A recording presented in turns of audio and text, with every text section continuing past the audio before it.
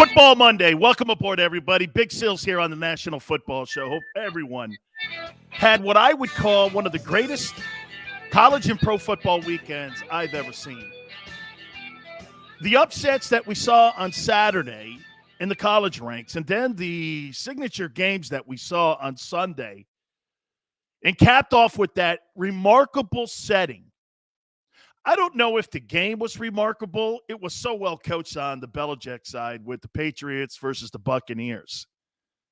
But that setting, the rain, Brady back in Boston, you know, the doink that was heard around the world that gave the Buccaneers the 1917 victory in Brady's return.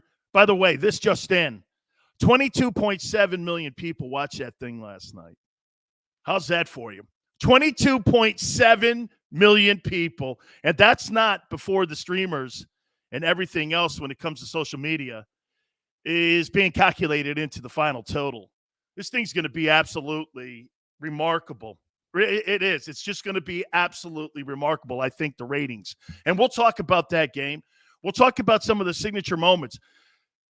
I'm going to make a point to you, and I think everybody in Philadelphia is going to love this. Kyler Murray is the NFL's version of Allen Iverson. This kid is incredible. And after the first quarter poll of the NFL season, is Kyler Murray not your most valuable player after the first 4 games? That kid is remarkable. He and his Cardinals destroyed the Rams. All right, but we're going to start it off in Philadelphia with Eagles and the Kansas City Chiefs rolling into Lincoln Financial. By the way, let me start it off here for you. Nunez, appreciate it. Thank you so much. Gannon's groupie, appreciate you coming aboard. I say this always to you guys. You guys come in. You guys bring content to the show. We love it. We love the fact that you guys add to the program. I know you guys are going to be adding a lot, especially with what you saw this past weekend. It's going to be, I think, a really power-packed day. By the way, Garry Cobb, as he does each and every single Monday, will join us at 4:30. We'll go over in his view on what he saw with the Eagles versus the Chiefs. So we will talk with him. That'll be at the bottom of the hour. All right. Let me throw this at you here. This game that I saw, and I watched pretty much every single bit of it, okay? 42-30. Kansas City is just a better team than the Philadelphia Eagles right now. They're just a better team. They got more skilled guys, and they have a more skilled coach. Did you not see that play out last night? Mac Jones has a great skilled coach in Bill Belichick and Josh McDaniel as a coordinator. That Patriots team had no right being in that game last night, but they are so well coached. They kept that game, and when there were injuries on the Buccaneers side, what happened? They kept that game close. And I am not taking anything away from Bruce Arians. He's a hell of a coach, and so is Byron Leftwich. So is Todd Bowles on the Buccaneers side. But when you have great coaching, it shows its head and rears its head in the NFL, more so than in college. In college, you think really Nick Saban is that much better of a coach, or do you think he's just that much better of a recruiter? And when I mean recruiter of assistant coaches too. Building staffs, building rosters. That's Nick Saban's strength and his dedication to greatness. Those are the 3 things that make Saban head and heels above everybody else. Get this, and I'll show you something else here as we move on to this game. So Nick Saban mentored Kirby Smart, did he not? The current head coach of the Georgia Bulldogs. You think there's any coincidence that the second best team in the country is a disciple of Nick Saban's? Is there any coincidence to that? He's building that program at Georgia the same way that Saban's building that program at Alabama. Great assistant coaches, great recruiting, and great commitment to winning. Last night, we saw that with Belichick. Belichick went out and spent over $300 million when it came to retooling the organization. You went out and got Mac Jones, a guy who won football games at Alabama, who was coached by one of the greatest coaches of all time in Saban. You don't think that that was plugged into the equation of what he wanted that team to look like in 2026? This is a build in New England for 2026. Coaching rears its head in the NFL. Coaching reared its head at Lincoln Financial. I'll say this again to you. And I said this on the postgame show with Krause Sr. I didn't have a problem with Jalen Hurts in this football game against Andy Reid and that Kansas City Chiefs defense. 32 of 48, 387. Devontae Smith, 7 catches, 122 yards. They found a way to be able to get him the football. This ended up just coming down to one particular stat, actually 2 stats, that absolutely killed the Eagles in that ball game. I don't even know who the running back is. Okay? I don't even know who the running back is in Kansas City. They ran the ball 32 times for 200 yards. When's the last time an Andy Reid football team ran the ball for 200 yards?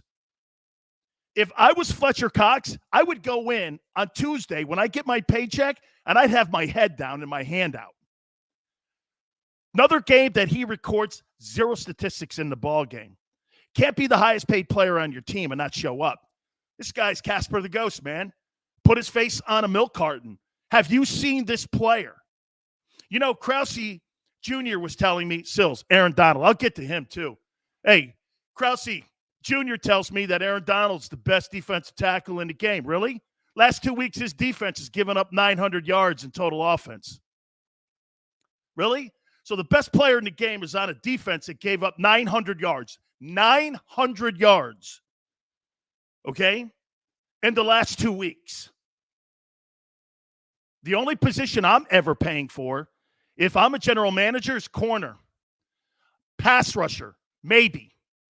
And that is the only reason that Donald makes that money. He ain't making that money because he plays the run.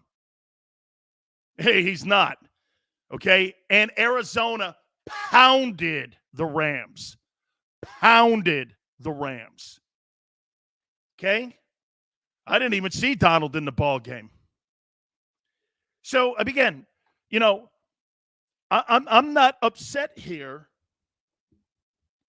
with the way that Jalen Hurts played. You know what? I was just talking to Krause Jr. on this. You know, I don't know about you, but what I saw this past Monday night when they played against the Cowboys, Jalen just completely looked like he was out of his element. And then on Sunday, when he played against Kansas City, he was smooth. He ran the pocket well. He got out in the perimeter well. He found his wide receivers. I couldn't believe what I was watching. It was a completely different guy. Actually, I'm not going to give you the praise that Nick Sirianni gave Jalen Hurts, but I'm going to say this to you. I was pretty impressed with the guy. I was okay. I thought the guy really played well in the ball game. I thought Devontae, hey, by the way, the tight ends on the Eagles are great. Please, more of that. And this is kind of with a helter-skelter offensive line. So here, if you're an Eagle fan today, this is what you have to take away from this game. Are you ready? By the way, I want to say hi to everybody. Nunez, appreciate it. Ken, thanks for coming aboard. Joey B, all of you guys that add to the program. Anybody else want to add to it? Okay, we appreciate it. Hey, they need a veteran defensive coordinator on that football team in Philadelphia. They need a guy who knows how to stop people. The rules are different than they are in the college game. They need to get somebody in that room that, you know, I was just talking prior to coming on the air here. One of the reasons that Sean McVay hired Wade Phillips was because Wade Phillips was a former head football coach, knew the nuances of the football league, and was helping Sean McVay really transition into being a coach in the NFL. Nick Sirianni, I mean, has really nobody, okay, in the room there to help him really make that transition. Listen, I'll say this to you. Have you guys ever seen an assistant coach with a 1-loss record? A defensive coordinator or OC? No. And why is that? Because the head coach is accountable. The head coach is accountable for that. Nobody's going to give you kudos. Like last night, Bill Belichick takes that L. Why? Because he's the head coach. Did they construct a really great game plan last night against Brady and give him confusing looks last night? I'll tell you this. That was one of the best defensive game plans I've ever seen thrown at Tom Brady for 60 minutes of football. It came down to a missed field goal by the Patriots.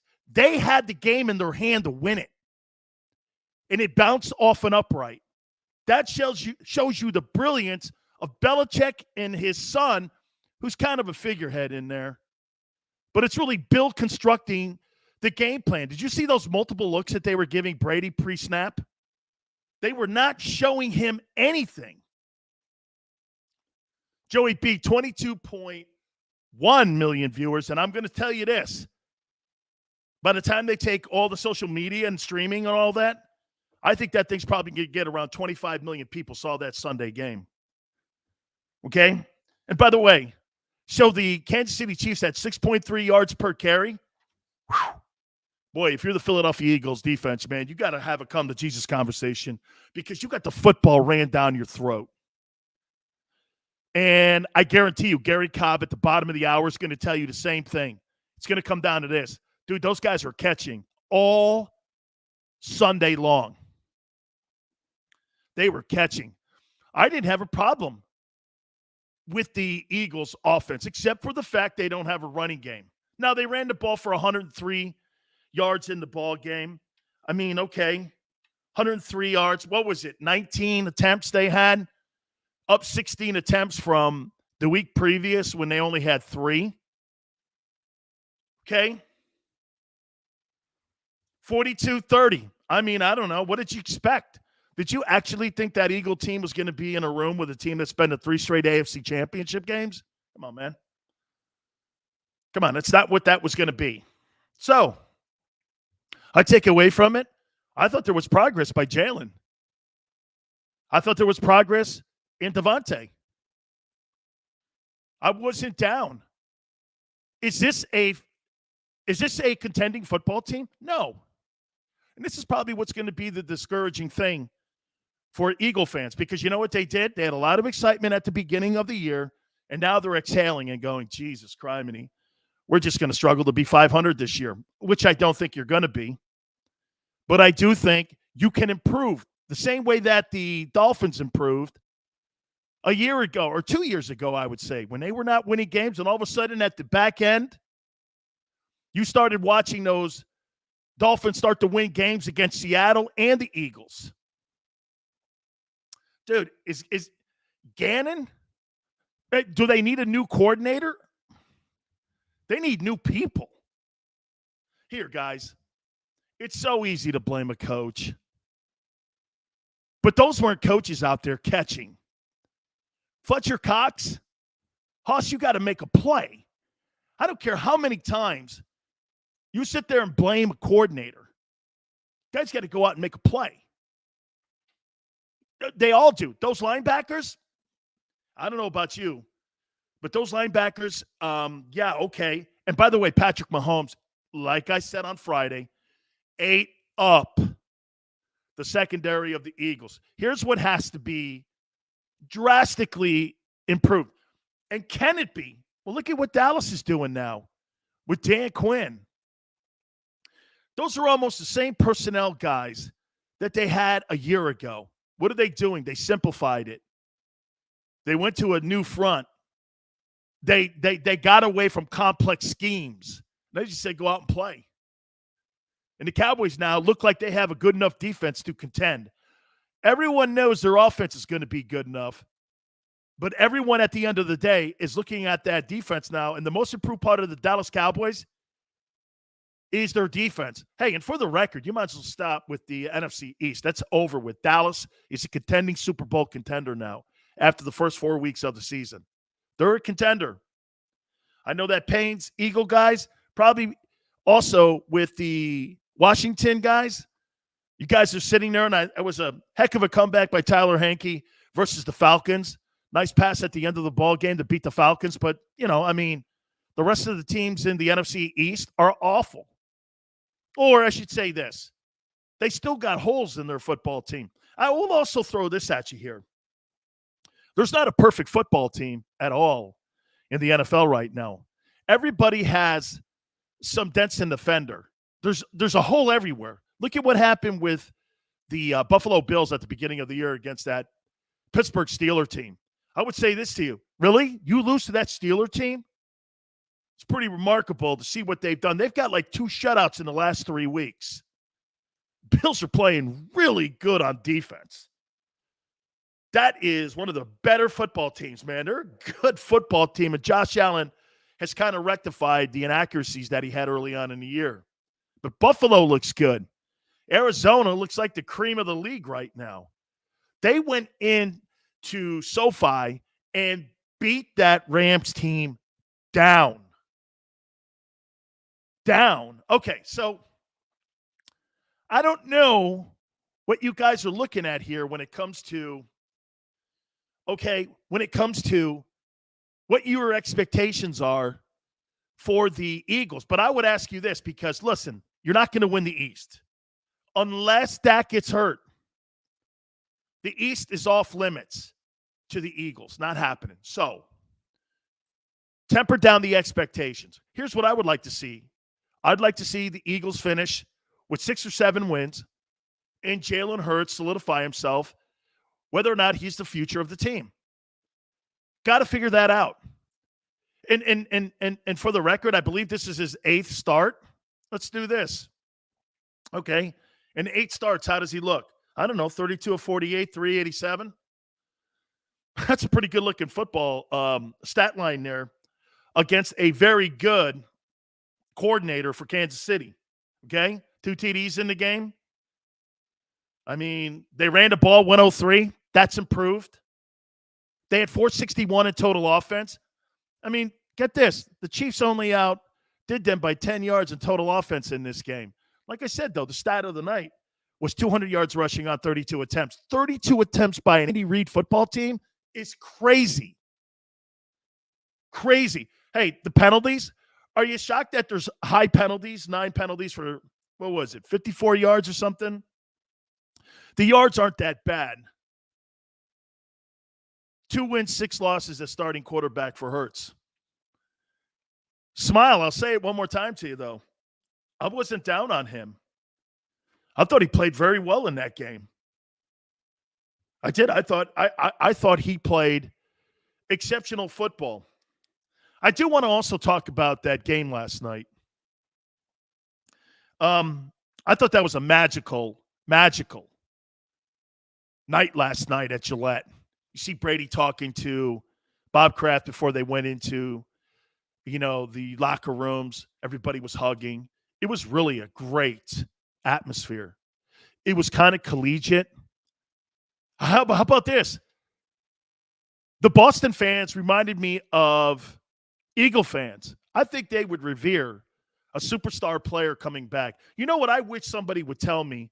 If Reggie White ever went back into the vet when he was a Green Bay Packer, I'd like to know how Eagle fans received Reggie, because I don't remember how Eagle fans received Reggie. I don't know if Reggie ever went into the vet as a Packer.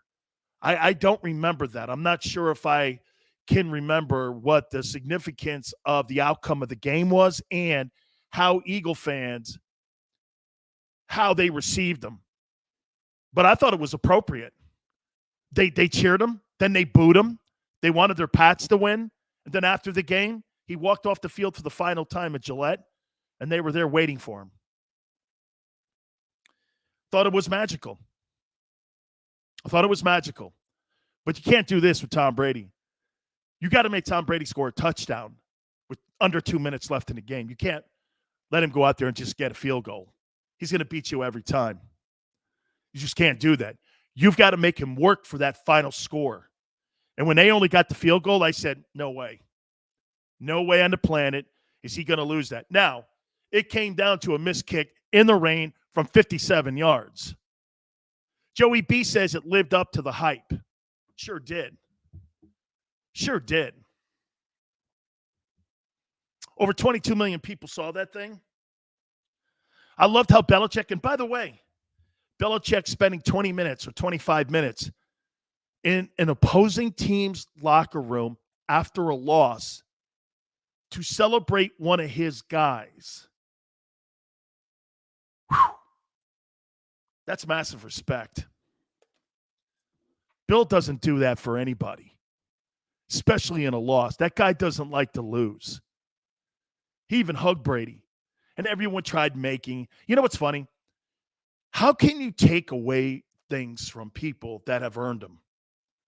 Smile says the Eagle fans mocked Reggie because he said God told him to go to Green Bay. Just so happens to offer the most money. Yeah, you got offered $9 million to go up play in Green Bay. Eagle fans are hard, man. Okay, they're hard. Gannon said he was cheered at first, then booed in 94. That's the way it should be. That's the way that should be. And I thought it was exactly the same way last night. I thought it was handled incredibly well. Ken says, we love Reggie, bottom line. Of course you do. Reggie White's an Eagle. He's not a Packer. I don't care what he did up there. Just like Andy Reid. You think Andy Reid's a Chief? Or do you think he's an Eagle? You know he's an Eagle. You think Dick Vermeil's a Ram? Dick Vermeil's an Eagle. You think Tom Brady is a Buccaneer? Or do you think he's a Patriot? Come on, man. Right? Certain guys don't change who they are. Reggie Jackson's not a Yankee. He's an Oakland A. I don't care what anybody says. Reggie played 5 years there. He created his legend in Oakland, though, with the A's and those incredible teams. Okay? You think Dr. J's truly a Sixer? Dr. J's a net of the ABA. Come on, man. Favre's a Packer, not a Falcon. We know this. So Brady last night going back. Okay? It was great. You just can't leave time on the clock for that guy. He is a modern-day Bill Russell. He is a modern-day Bill Russell. He's the best freaking winner I've ever seen in football. I was telling Krause Jr. this. He is the NFL's version of Cristiano Ronaldo. Okay? Yeah, just Mike. Hey, Mike, man. Dr. J with the ABA's Nets. Come on, man. He built his reputation and legacy with the Nets. Okay? Those posters and those Converse weren't because he was a Sixer. Michael Vick's a Falcon. Exactly right, David. But he had success in Philly. And by the way, I'm not saying that those guys didn't revere their spots and their times at those cities. Wilt's a Sixer. You could debate Sixer or Warrior. But that 67 team, I mean, okay, with Chet Walker and them dudes, Hoss, that team was, Chamberlain led the NBA in assists that year because they asked him to. I mean, it was a great basketball team. That 67 team was one of the greatest basketball teams of all time. So, yeah, no, I mean, Brady goes back last night. The rain. I think NBC did a great job of it. Hey, how about this too? How awesome was that Tom Brady passed Drew Brees and he didn't stop, or nobody stopped the game because they were getting into the red zone of the Patriots? That is so appropriate on how – see, everyone looks at it and doesn't think that was appropriately – McNabb is an Eagle. Will always be. How appropriate was that handle? Yeah, because you know why? Al Michaels didn't get his "Do you believe in miracles" moment. And so the broadcasters in my business are going to piss all over that because at the end of the day, they didn't get their moment. But I thought it was so appropriately handled. All right, we're going to take a brief timeout. Garry Cobb from Fox 29 in Philadelphia is going to give us his take on it. You keep it right here on the National Football Show. Go for the midnight dares. Go for the memories. Go for the view. that goes on forever. Go for the bubbles in your bathtub and in your drink. Go to bed whenever you want. Or don't. Go for him. Go for her. Go for the win. Go to Ocean Casino Resort. Book your trip at theoceanac.com. At Stateside Vodka, every new customer gets the world's best rocks glass.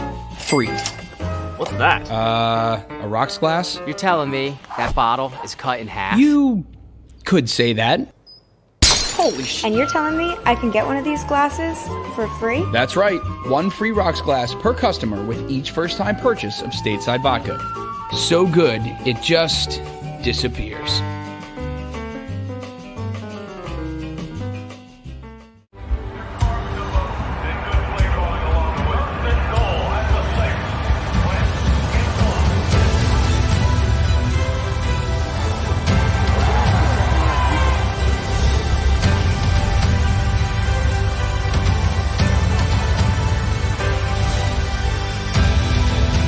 Field of life, First Trust Bank is there for you. Champions on 3. 1, 2, 3. Because Philadelphia dreams deserve a Philadelphia bank. When it comes to the fight against insurance companies, large corporations, and the healthcare industry, injured victims are always the underdog. But that doesn't worry us. At Messa & Associates, we're an injury law firm from Philadelphia, and we come to fight. Our clients know that they've got representation with a chip on its shoulder, and it's the same chip that makes Philly the toughest city in the country. Call 215-568-3500 or visit us online at messalaw.com. Messa & Associates, the toughest injury firm in Philadelphia. Go for the midnight dares. Go for the game. Go for the hits. Go for the fans. Go for the win. Go to Ocean Casino Resort. Book your trip at theoceanac.com.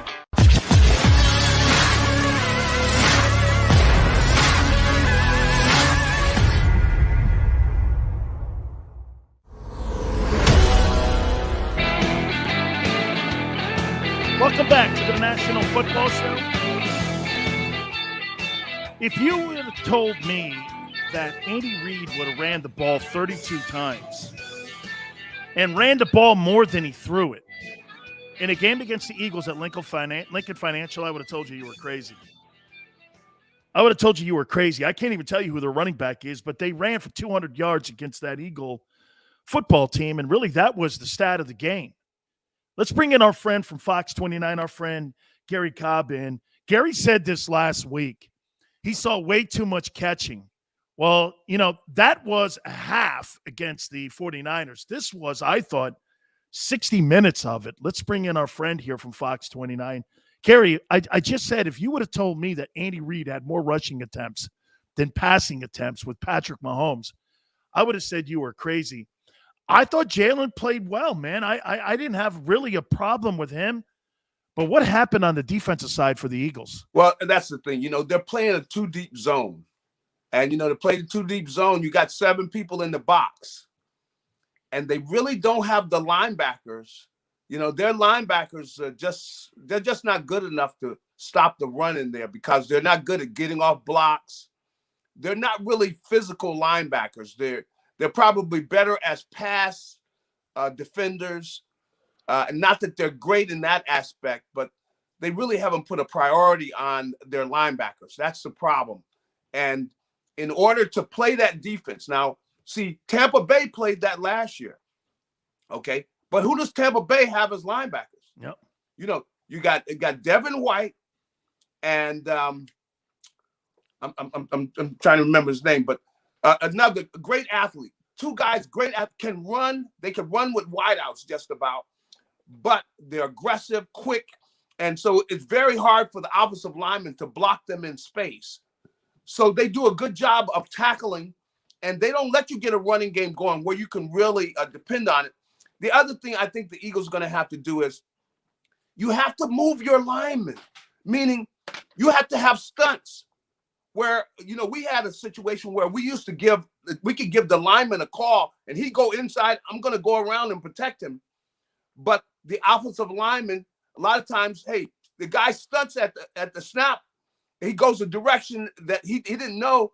Well, he gets around him, gets in the backfield. You make a stop. See, if you make a stop and tackle them for a loss right away, now they gotta put the running game down and they gotta throw. See, so the Eagles are gonna have to do that. They're gonna have to let those linebackers move those tackles at different times. Maybe have them, they got stun inside, come around each other, do different things to move, because they can't just stand there, because these linebackers they're not good enough to get off blocks. They're just not real big physical guys, and they're not the fastest. I mean, they're really mediocre players. They don't really put a priority on having, like top first round, second round, top talent at the linebacker position. And see, now the way these offenses are attacking teams, you need playmakers at the linebacker position. You need some special talent there. And that's what Tampa Bay has. There are a number of other teams in the league that have that, like, the kid Micah Parsons down there, where they got this special talent at the linebacker position who can just about one with a wide out. He can attack a lineman, take him on, You need an exceptional talent, and the Eagles really just don't have that. They cannot sit in that too deep zone. They're going to have to come out of it and mix things up more. But they really play two defenses. They play a 5-man front where teams are throwing against that. They check out of the run and they throw the ball against them there because they don't have as many defenders. So, and with the way they call things now, it's the offensive game. And I got to give them credit. They ran the ball down their throat to see Andy do that when everybody used to say, come on, Andy, run the ball some. And now he says, hey, you're going to sit in that too deep zone. We're going to run the ball. And then when they wanted to, they were able to throw and get what they wanted. It really was a clinic. That's what it was yesterday over at Lincoln Financial Field. It was a clinic. Absolutely. 24-30, 278 and 5 touchdowns. And man, that Mahomes, I tell you, when he gets on the move, he's not, fast, but he can throw going to his left, to his right. He's throwing the ball underhand, sidearms. Son of a gun is just, man, he's a great arm talent. There's no doubt about them. That's why now you see the league looking for guys like that. That's why, the kid up in with the Jets, they saw Zach Wilson. Yeah, been able to throw from the different angles. So right away they think of Mahomes. So if you can do that now, and of course, Kyler Murray out in Phoenix. Hey, what about that game? That was a shocker, boy. Hey, I'm going to throw this at you, Gary. After the first 4 games of the year, he's your MVP. I mean, he's Allen Iverson in cleats. I mean, this guy just is incredible. I want to go back to what you said about the defensive line. It's funny you would say that about, the technique that the front seven is playing in Philadelphia here. And Jerome used to tell me this, Jerome Brown, and even talking to Aaron Donald, as long as you're in communication with your linebackers behind you, it's okay to run around the block as long as you know what gap you're going to take. That's right. What that does is it stops the offensive lineman from getting up on slipping and scooping you. Yep. And it kind of keeps them honest a little bit. And like you said, maybe the scheme right now, because look at what Dan Quinn has done to the Dallas Cowboy defense in 1 year. They're playing fast and they're simplified. That's right. Do you think that's because, Fletcher Cox has been non-existent so far this year. He's got 1 sack. He didn't show up in the stat sheet. Is that kind of where we are right now? These guys are playing slow-footed. I think they're playing slow-footed. You really, to let them loose sometimes where they can just take off, where they don't have any responsibility, try to get some penetration. And, we used to have, when I was in Detroit, I played for a guy who was a defensive line coach. His name was Floyd Peters. And he was a real good defensive line coach. And he used to say, hey, turn these guys loose, Cobb. So I would let him go inside, outside, and I got him covered. If I know he's going this way, hey, I got this side, that's okay. But see, now the lineman, he's guessing. He doesn't know. Where's this guy going? So now they're not able to be as aggressive. And the Eagles are going to have to do that type of thing. But I see where the defensive coordinator, he's a young kid. He's learning. He doesn't know, because I see where he gets in the too deep zone and he doesn't mix it up. You can get in that sometime, but give them something to fear, something. And so if you move around, like especially people like Fletcher, if you turn him loose where you let him go inside, boy, and he catches somebody, let's say they're going the other way, and he blows in there, blows the play up. Now the whole line, man, they go, where did he come from? Did you have him? Did I have him? That shakes them up. And so you can do that. And with both of those guys, because the way, Hargrave is playing, I mean, and the thing he's doing is he's playing aggressive. He's attacking. And Fletcher's grabbing. He's not attacking as much. He's, and I would want to get him going. So I would turn him loose and have him pinch inside sometime. Let him get in that backfield really to scare them. Because if you have the big monster show up all of a sudden in the backfield, that shakes the offense up, shakes up the quarterback, the running backs. Nobody wants to see what's going on. I thought you had him, And when that guy shows up in there, boy, it really is good. But it was an interesting game, though. Really, the Eagles' defense, they got to get going. But I will say, offensively, there were some pleasant things I saw yesterday with the Eagles' offense. Yeah, and to expand on that, I mean, it looked like they got the ball to Devontae, 7 catches, 122. I mean, from the Monday night game against the Cowboys to the Chiefs game, I was tweeting this out, Gary. I was going like, I can't believe this is Jalen Hurts. 32-48, 387, 2 touchdowns. He had command of the huddle. He had command of the pocket. He was rolling out. He was fighting. And by the way, the Eagles may have the best group of tight ends in the NFL. Those guys can place the ball. That Goddard kid, that kid catching that one-handed pass. That's right. And the corner of the end zone. I mean, I thought there was some things to build on with the offense coming out of that KC game. Do you agree? No doubt about it. We started to see Devontae. He's the kind, he's got that basketball in him, where guys are able to do that shake, and, he's able to give, the kind of unorthodox rhythm, to get guys off. And he's very hard to cover because he can give, well, you see this in basketball. I can see he's got that in him. So he's able to, make it very tough for you to jam him, and he's able to get that separation. So he's starting to feel comfortable too in the offense, and where they're letting him do his thing. So you can see the potential there. This kid could be a very special player, and it's not shock, when you win the Heisman Trophy, but he's got those kind of skills, and now they're putting him in a position to utilize them. But Jalen, the big thing with Jalen is he's a fighter, and I think the other guys will follow him into a fight, and so he's very aggressive and competing. He had that line playing hard. Now realize on that offensive line, they had 4 guys replaced up there. So, but they did a good job. It wasn't perfect, but they did a good job up there. And that, it says a lot about the offensive line coach. They got a good one there. But I really like the fact that Jalen seemed to be in control. He's confident.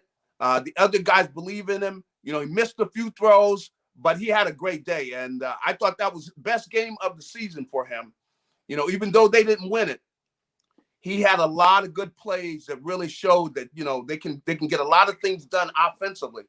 Now, some interesting things are happening because this kid, Kenneth Gainwell, he's very good coming out of the backfield. He's really better than Miles Sanders when it comes to the pass game. And they want to throw the ball so much that he really was more productive yesterday than Miles. But they got to give him the ball more. Come on. That's the one thing that I wasn't crazy about is that, look, you let Miles Sanders run the ball only 7 times.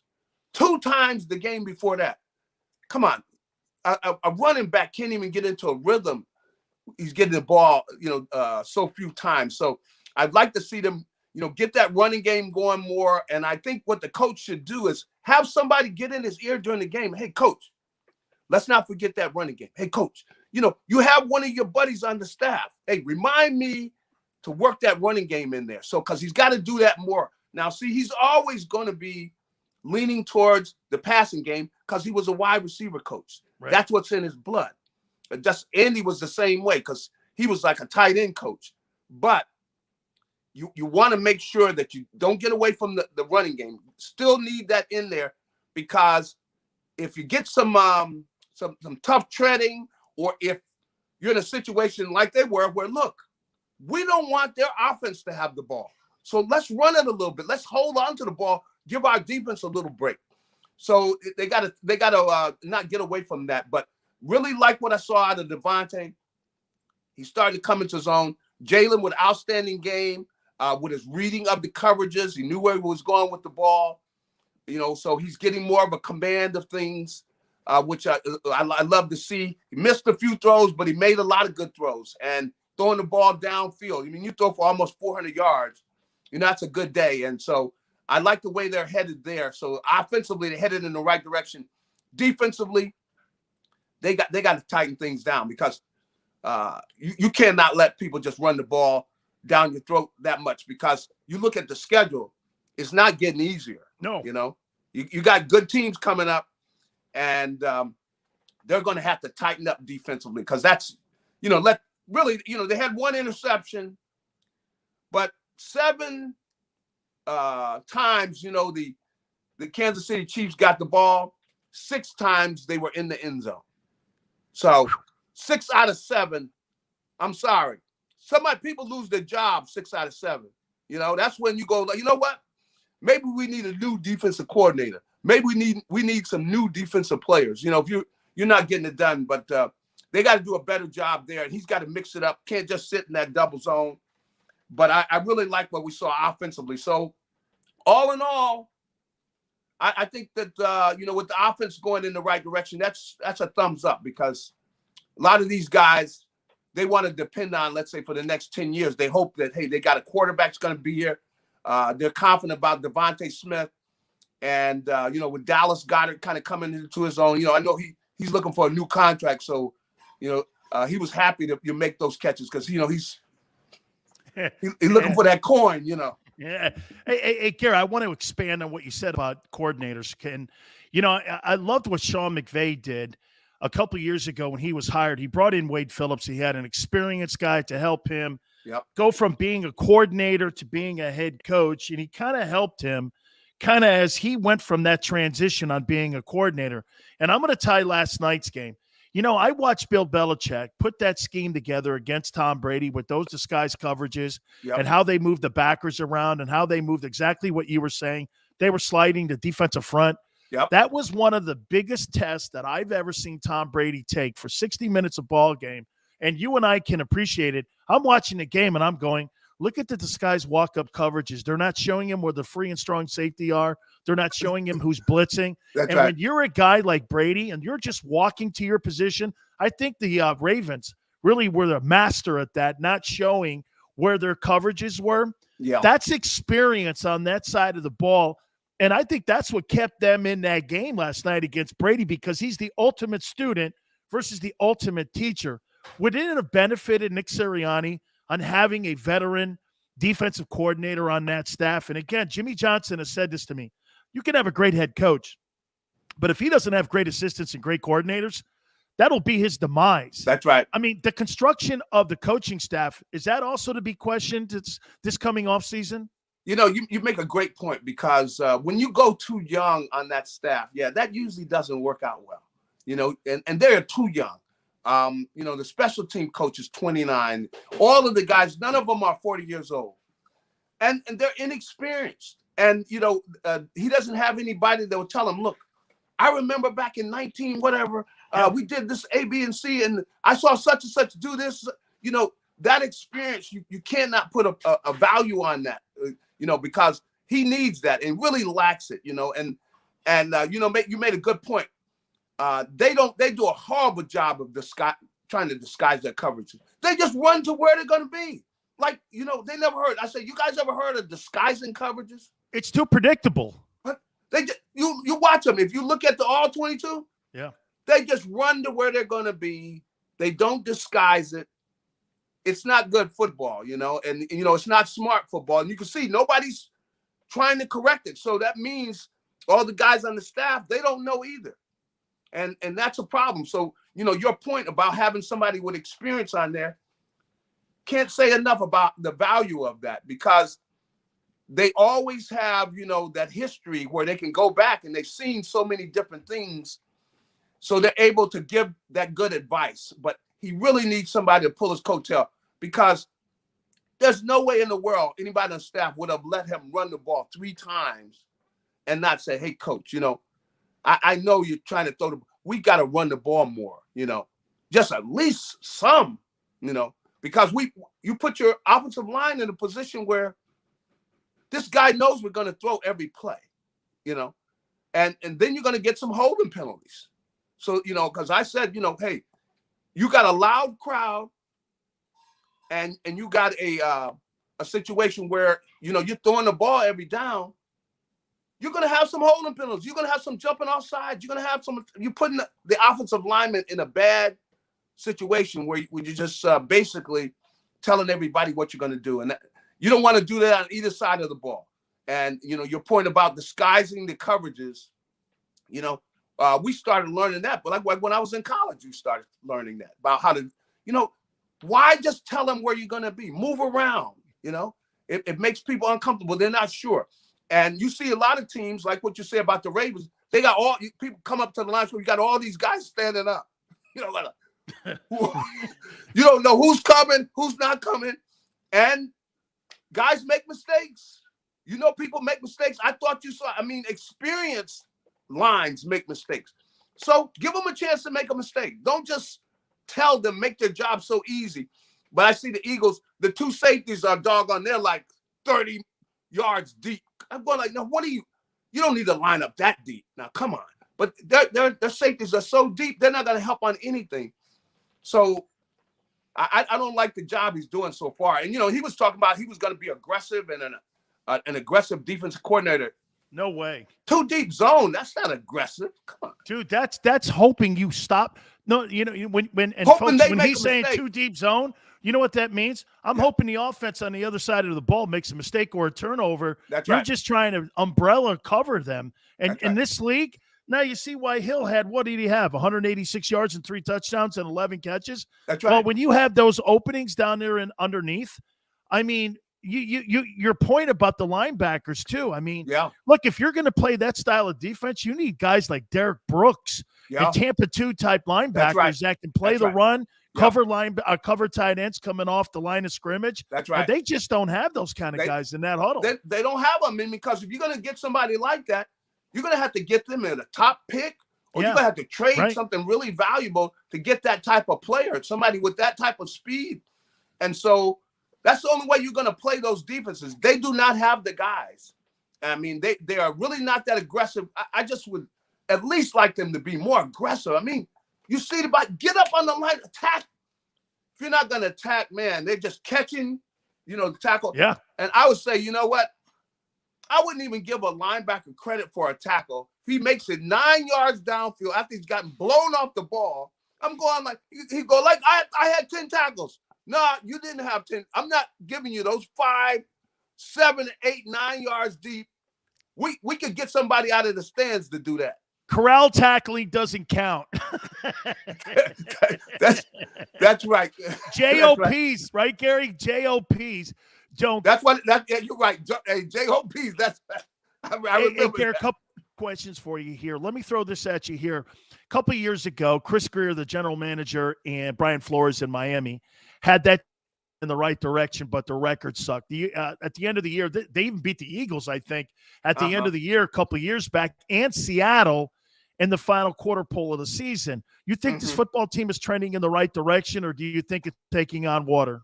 Well, I think, part of it is going in the right direction. And I have to say, I have to, divide it with offensive and defense.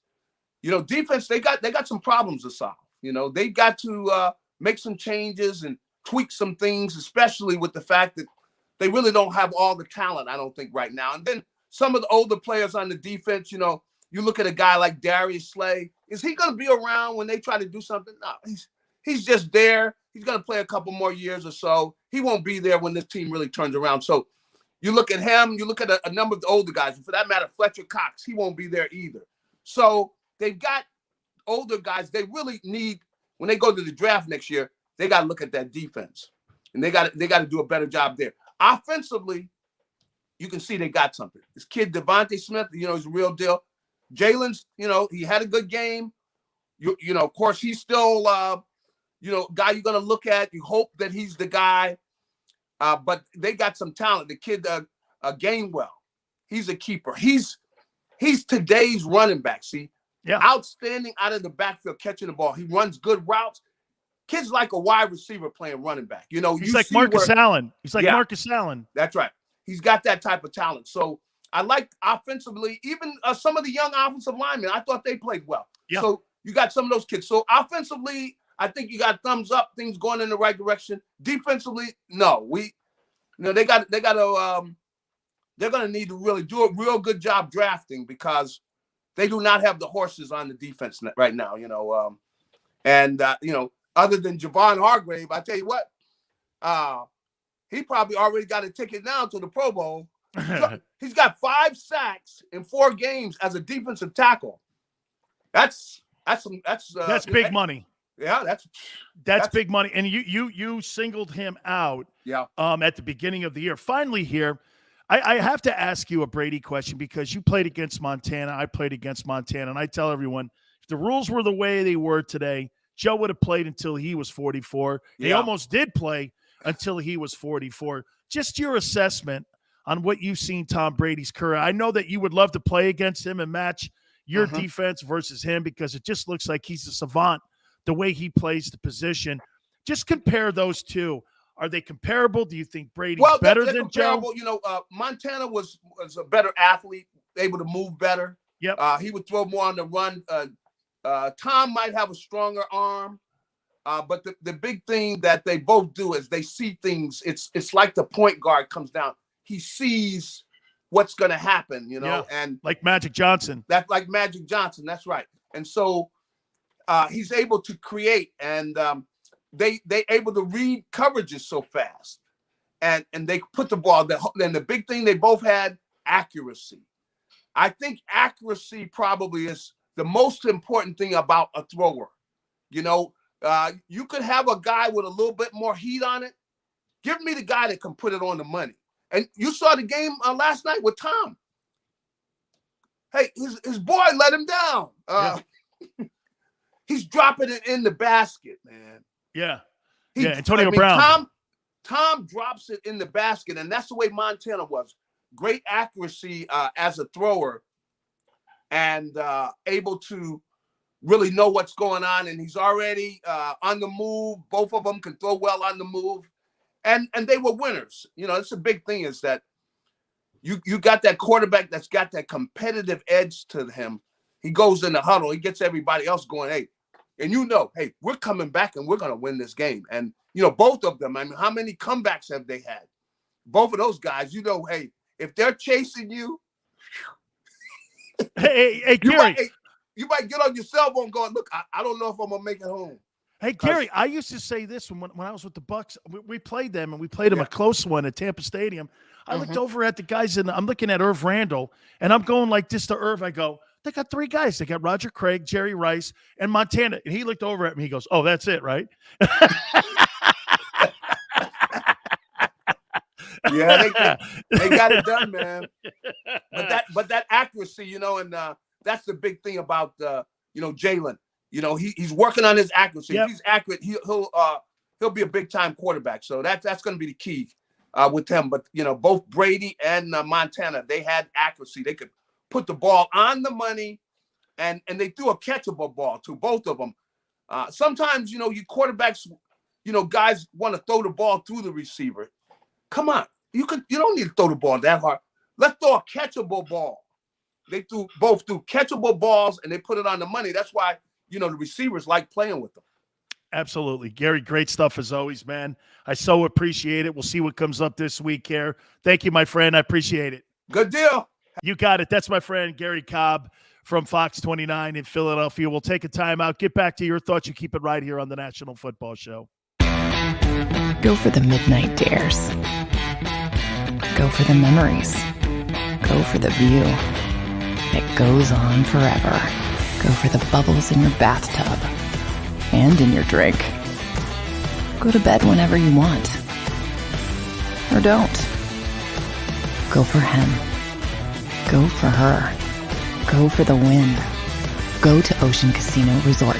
Book your trip at theoceanac.com. At Stateside Vodka, every new customer gets the world's best rocks glass. Free. What's that? A rocks glass? You're telling me that bottle is cut in half? You could say that. Holy shit. And you're telling me I can get one of these glasses for free? That's right. One free rocks glass per customer with each first-time purchase of Stateside Vodka. So good, it just disappears.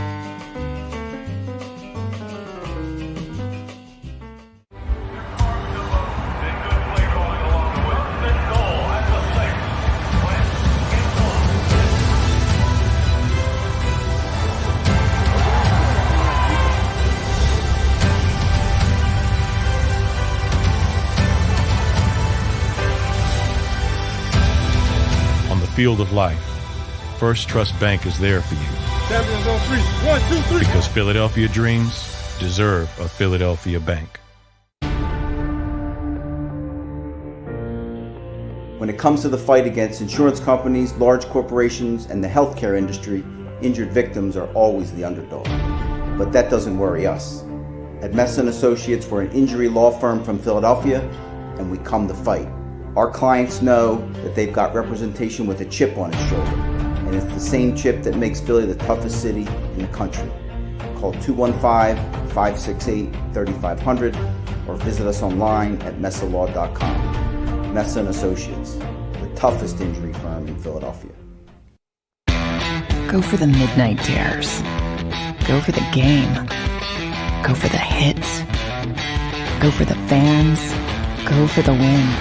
Go to Ocean Casino Resort. Book your trip at theoceanac.com.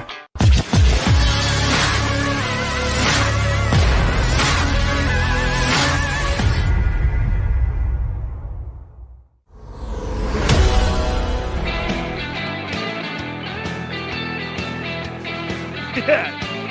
Big Sills, National Football Show. Appreciate everybody coming aboard. Thanks to Garry Cobb from Fox 29. Listen, coming out of the Kansas City game, I don't know what else to tell you. You are not going to beat Kansas City. You're not good enough yet. But it's the team going in the right direction. I'll say this, and I'll continue to say it. The construction of the coaching staff has to be addressed. If you're going to hire such a young coach, and Nick Sirianni, you need to have some veterans on that coaching staff. I mean, it's a no-brainer. You always bring in somebody that can help you, especially in a league like today, where offense is a priority. You need to have experienced defensive-minded guys on that side of the football. And constructing offensive plays, that's one thing for a young coordinator / head coach. The responsibility of you being able to sit there with a young defensive coordinator, I think the staff has been constructed poorly. Now, does that come from the front office? Okay. Just Mike says, what's a JOP? Can somebody please tell Just Mike what a JOP is? Does anybody know what a JOP is? Those are the things that I hated the most. Okay?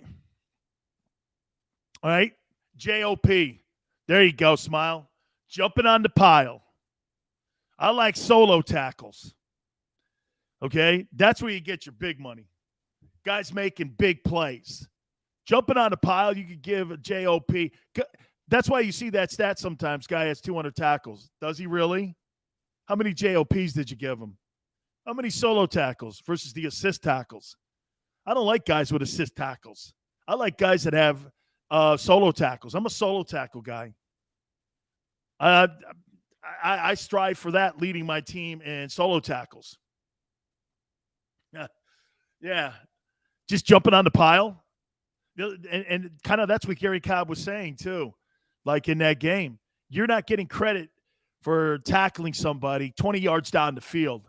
I wouldn't even give tackles like that. You got the tackle because you tackled somebody and you were getting blown off the football. So you guys can hit on it, but I mean, I don't really know what else to say. This football team has to show improvement each and every single week. Now, the big key is going to be this. You're sitting at 1-3 after the first quarter pole of the season, and you're the Eagles. Bottom line, you've got to come down to this here. Okay? You've got to come down to this. All right, let's watch and see if this football team quits on the coach, continues to improve. Brian Flores, the coach of the Miami Dolphins, that football team and that organization, they're lucky to get him. Chris Greer, the general manager of the team, they've done a really nice job at constructing the Dolphins. However, you know what's happened now? They got quarterback issues. Look at what happens when you lose a guy who you don't have it figured out at the quarterback position. Tagovailoa goes out and look at the thing. The thing's a train wreck all of a sudden. No matter how good your coaching is, if you don't have that position figured out, you could have Vince Lombardi and Bill Belichick in there. Look at Bill now. Bill's just trying to figure it out with this kid, Mac Jones. Last year, he had Cam Newton, right? And his football record was 7-9 last year. I mean, the greatest coaches on the planet have to have the quarterback position figured out. JP says, so the league is littered with coaches who don't know how to coach? No. The league is littered with teams that don't have a quarterback. Just because you know how to put X's and O's up? No, JP, that's not what I'm saying. I'm saying that Tom Brady, how many times have you seen Tom Brady take a football team with the 26th ranked defense and win a Super Bowl? He knows his defense. Look at what Dak's doing in Dallas. I'll give you this, and I think this is one of the hidden things here with Dak Prescott. Are you ready? Dak Prescott is now figuring out how to play the quarterback position in the NFL. And you know how that is? Running the ball, punting it away, not having his defense on the field as much, time of possession, being patient. You know what it looks like to me?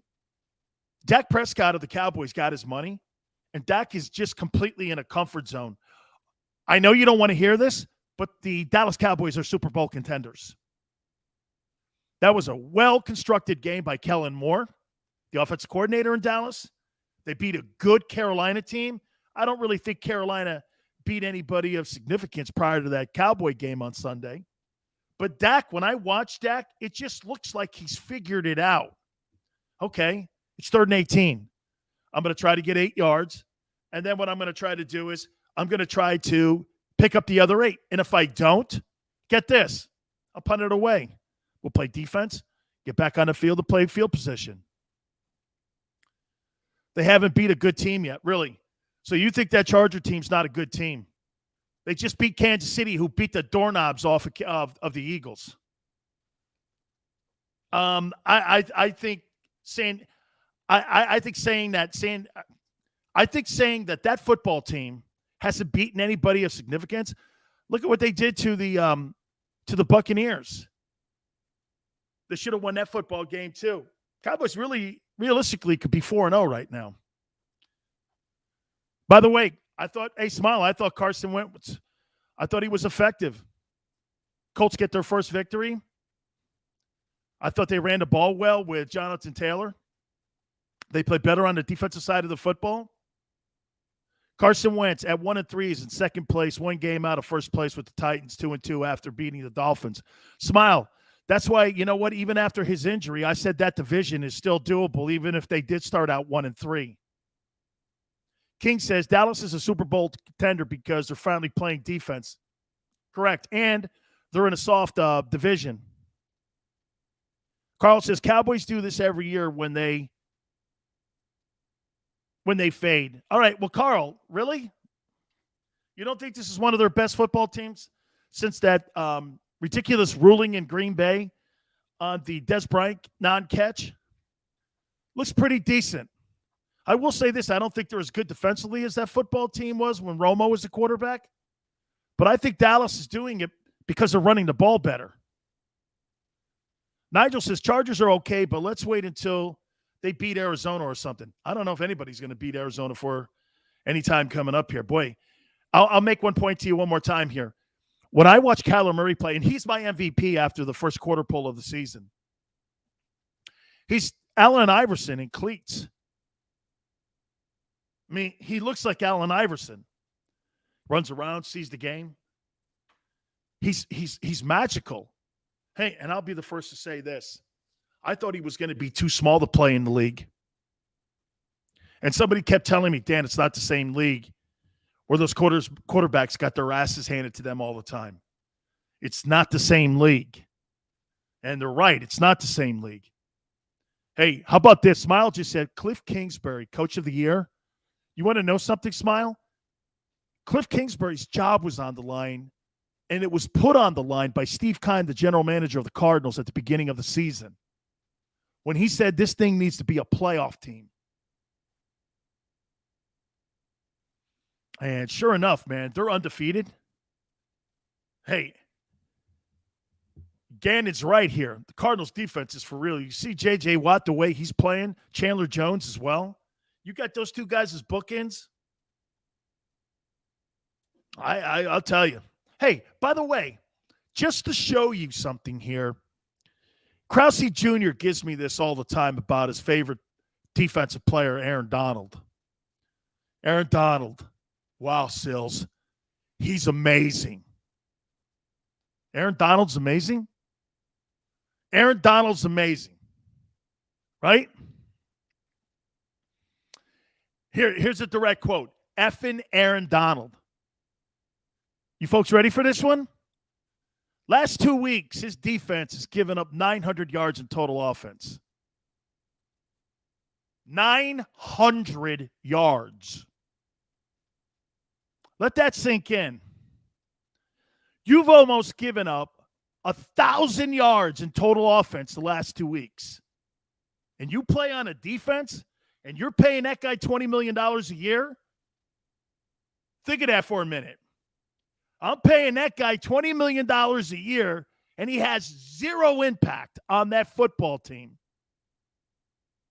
He was a non-factor on Sunday. Non-factor. And they blocked his doorknobs off in that game. Kyler Murray made that Rams defense look worse than the Eagle defense did against Kansas City. They were like on their heels. Aaron Donald was blocked, non-factor, $20 million. I'm not paying that. I don't care who he is. Name me a guy in New England who Belichick played or paid. Hell, remember something about Belichick and Chandler Jones. He traded him to Arizona. Bill goes like this. Remember when Richard Seymour got traded too? Richard Seymour wanted a boatload of money. He traded him to the Raiders and got first-round picks and put it on the offensive side of the ball. And in the back end of the defense, he played for secondary guys. Hey, Stephon Gilmore, $20 million, I'm in. Guy like Darrelle Revis, I'm in. Guy like Jalen Ramsey, I'm in. But when it comes to paying defensive linemen, look at Khalil Mack. By the way, let's just throw this at you too. This goes in here also. So Khalil Mack got traded away from the Raiders, right, to the Bears. How's that working out for Chicago? How's that working out for the Raiders a couple years removed from trading him away with those picks that they've used to put O-linemen on the team and defensive linemen on the team, and you're not paying a king's ransom for it? Raiders go into tonight's action against the Chargers undefeated. I'm not paying that money for Khalil Mack. That ain't happening. I need pass rushers, but this is where scheme and defensive-minded coaches come into the equation. Like I said last night, can you name me anybody in that Patriots front seven? Can you name me anybody? By the way, the kid from Alabama that plays in that front four for the Patriots is a freaking beast.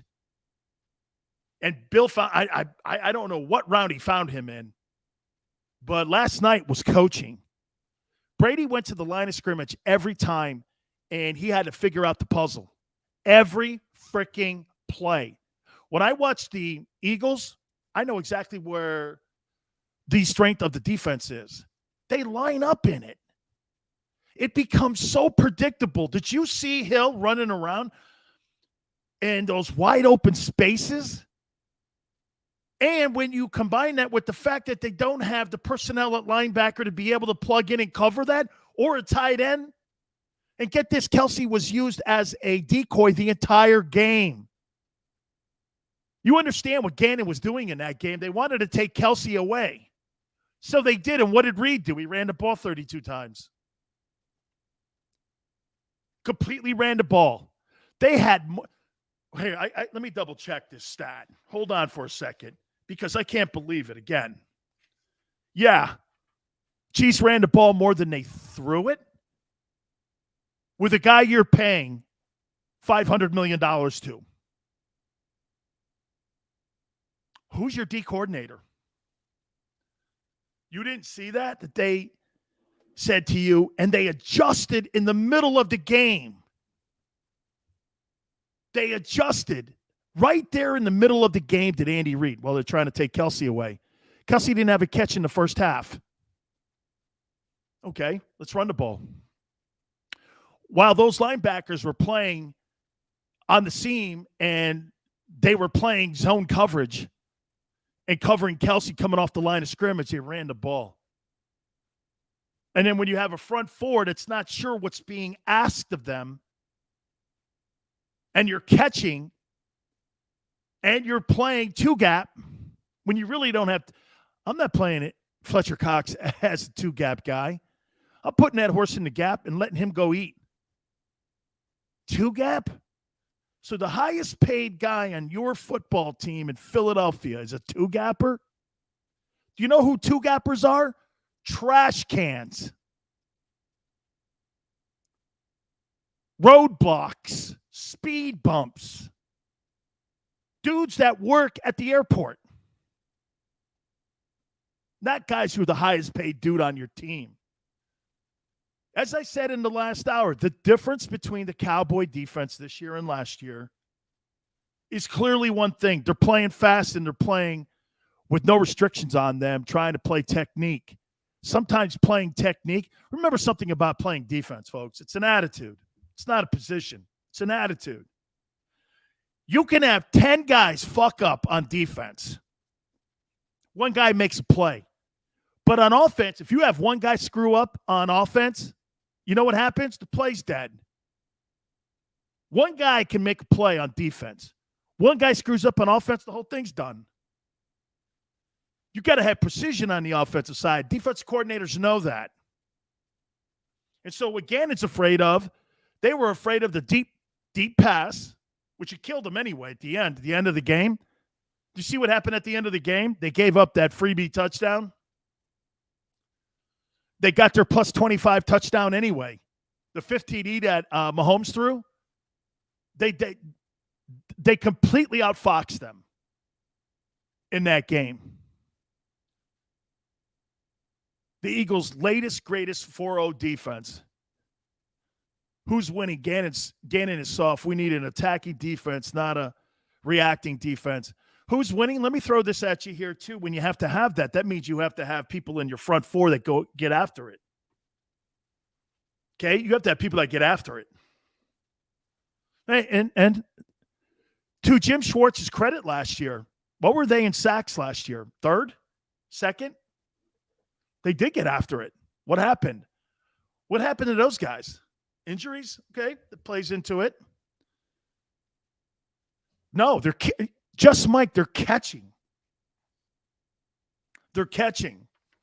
That's a fact. They're catching. So, yeah. Hey, the best team in the National Football League right now, I'd have to put the Bills in that conversation. They just shut out somebody else, right, over the weekend. Boy, I'll tell you what. Josh Allen could play. And if I were people in the AFC East, and because Mac Jones played great last night, that's reassuring to the Patriot organization. But if you're the Dolphins or the Jets, you think you got somebody in Zach Wilson? You might. They got their first victory over the weekend against the Titans. Carl's right. Growing pains. That's correct. Who's winning? I think Gannon right now. So far, what I've seen of him as a defensive coordinator, I ain't seeing it. It's too predictable, man. Like last night, Last night, I was doing this, guys, just so you know. I'm watching the game, and I watch it a little different than you, I think. Maybe you guys watch it the same way. Shut out Houston, right? Oh, shut out Houston? Okay, Smile, thanks, man, for correcting me. I'm watching that game last night, and I'm just watching how awesome Belichick was in putting that game plan together defensively. Brady came to the line of scrimmage every time, and they were doing that walk-up defense. Do you know how much skill that takes as players and the confidence that the coaches must have on the sidelines when you see that? How many times did you see the Patriots? And what I mean by walking up, it's this. You may be lined up over a tackle here, right? But as he goes to set and he sets his O-lineman, then you see him drifting over to the 3-hole. And you see them drifting, and then all of a sudden you see a safety come behind him to get his backside here. Everything last night was done by design, and Brady had to find who the strong set safety was, where he was. Was he on the far hash? Was he on the weak hash? He had to look and see if they were scheming and gaming in the middle there, which they did. It did a great – by the way, they got to him numerous times just by the schemes of what he was doing. Linebackers crowd the line of scrimmage. Did you see him float back and get back in too deep? Or they would walk up.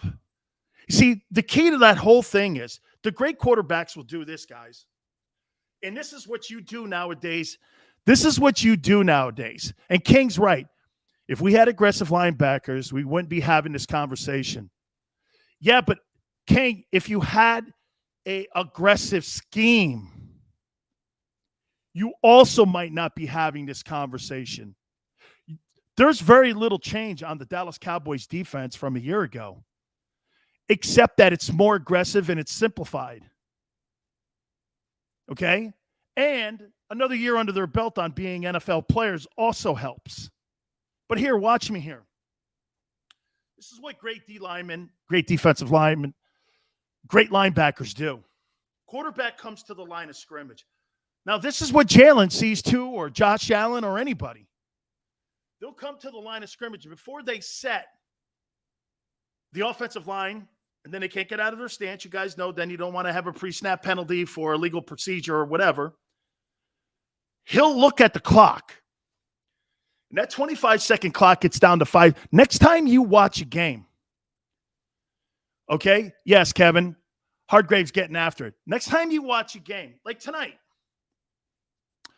watch the 25-second clock, okay? The great quarterbacks. Derek Carr's having an MVP season, too. I would say Derek Carr's maybe second in that conversation to Kyler Murray right now. This is what they do. They'll let that baby come down, and you know what the great linebackers will do? They'll be lined up like this, and they're waiting for you to set the scheme because what does the quarterback have to do? He's got to set the line protection too. He's got to let the tight end know if it's going to be release or stay in for max pro. He's also talking to the line.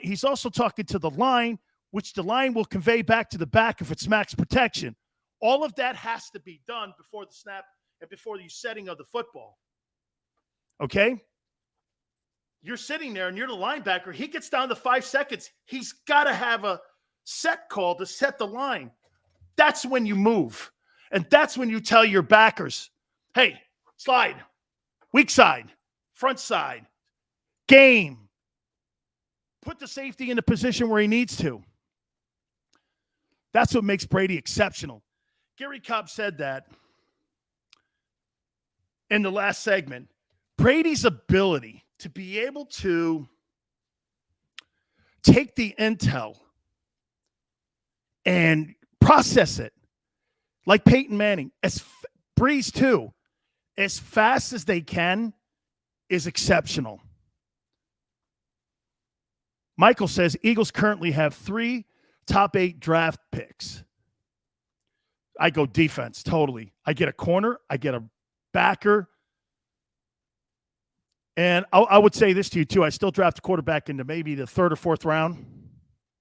Because if I was a GM, I'd always draft a quarterback. You never know when you find Russell Wilson or Tom Brady. You just never know nowadays. Who's winning says, if Gannon's calls zones cover 2 on this season, it's done with the Carolina. Hey, watch this. He's so predictable. I was doing this watching the Kansas. Dude, this is too predictable. Mahomes and Andy Reid went like this. Well, they're taking Kelsey away. They're taking Nassim away. They ran the ball 32 times. It was so evident. I'm sitting here drinking my Coronas. By the way, hey, thank God that the Krauses called me for the post-game show in time, because 2 more beers, Big Sills would have been in the bubble. How you doing? How you doing? But it was so predictable. I'm sitting there drinking my Coronas going, how are you not seeing that if you're in the booth and you're KC? I could have closed my eyes when someone said, linebackers on the seam. Okay, run the ball. Is he deep third? Yeah, run the ball.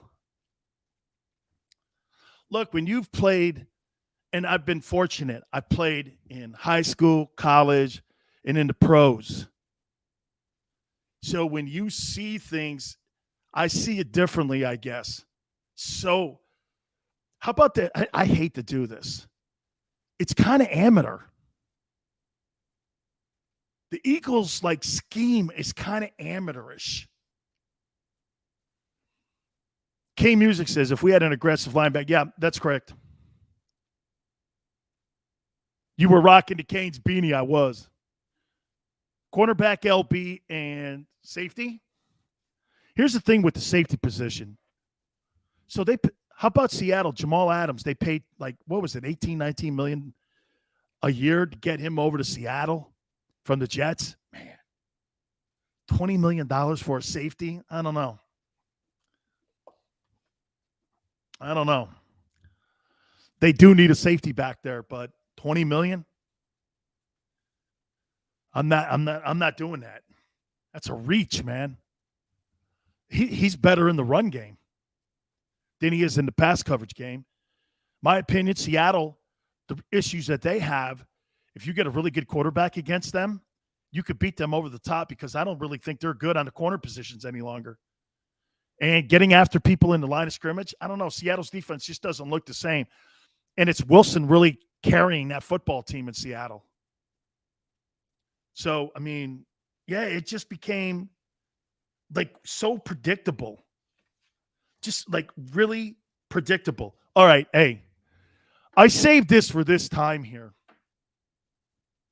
And I'm not going to go to break yet because I got to get to it. Guys, okay, who saw the Urban Meyer video on Twitter? Michael. Linebacker, outside probably, corner. Who saw the Urban Meyer video?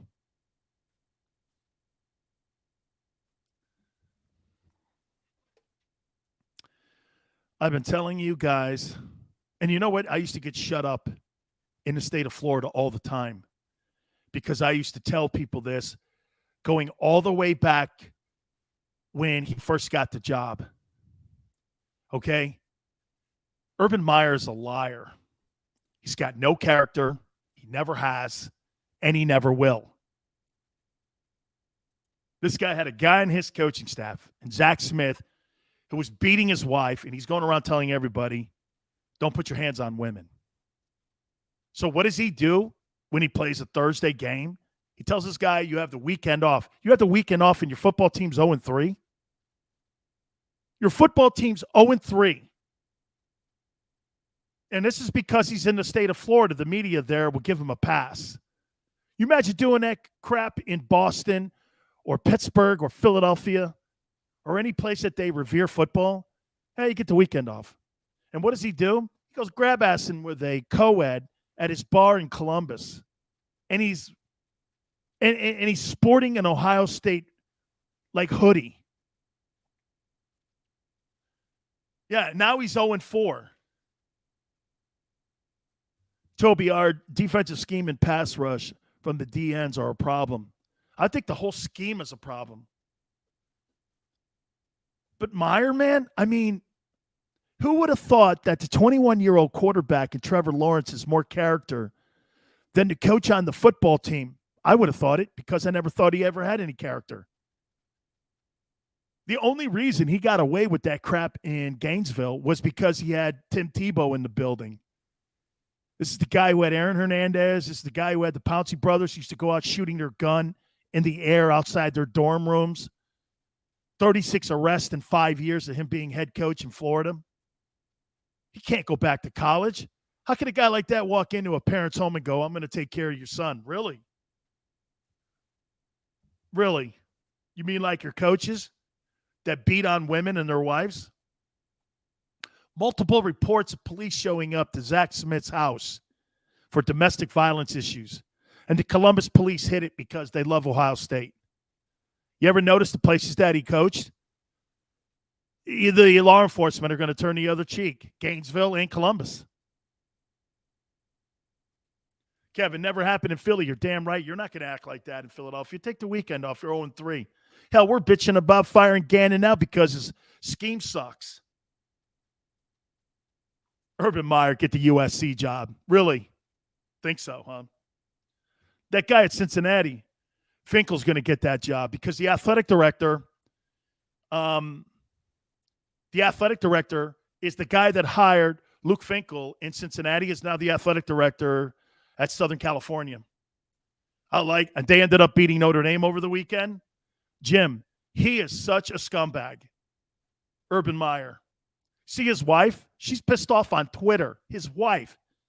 And by the way, he had to address that today in front of the national media that he was a scumbag in Columbus.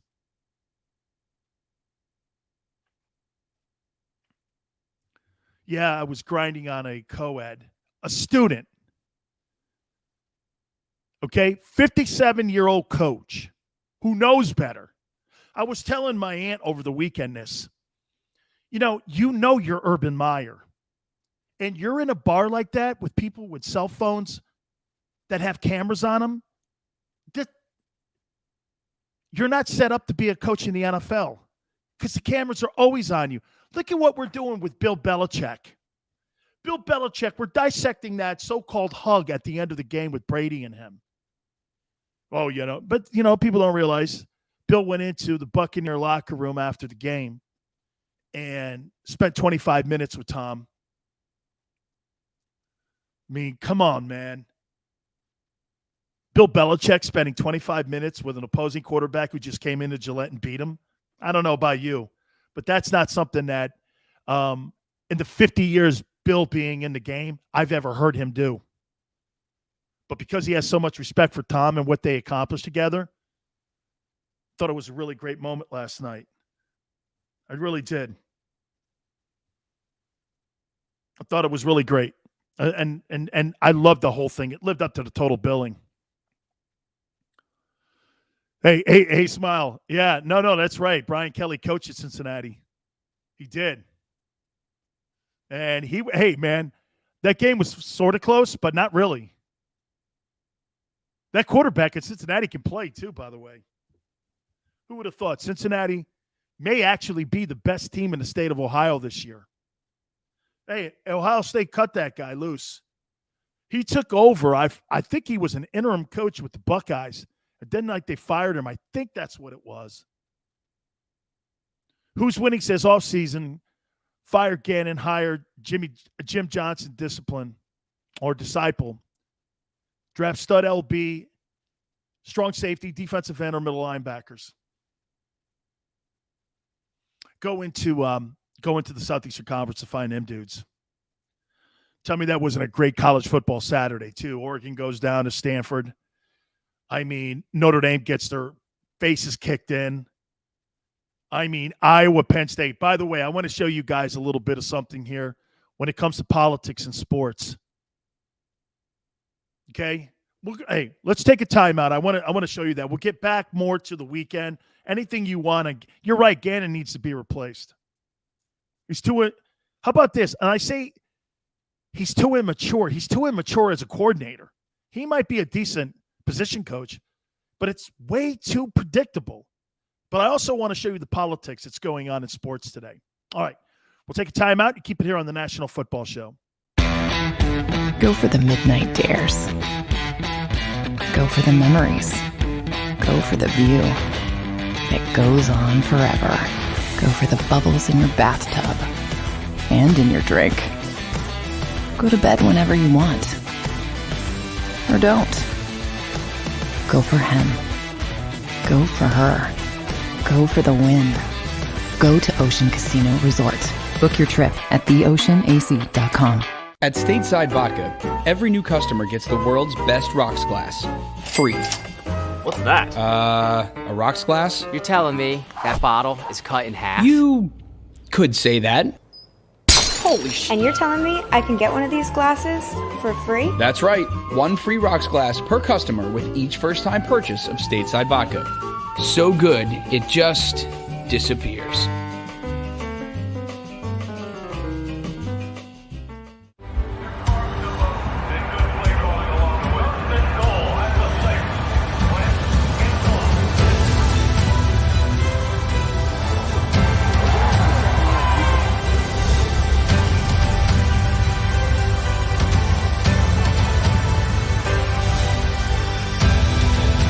Field of life, First Trust Bank is there for you.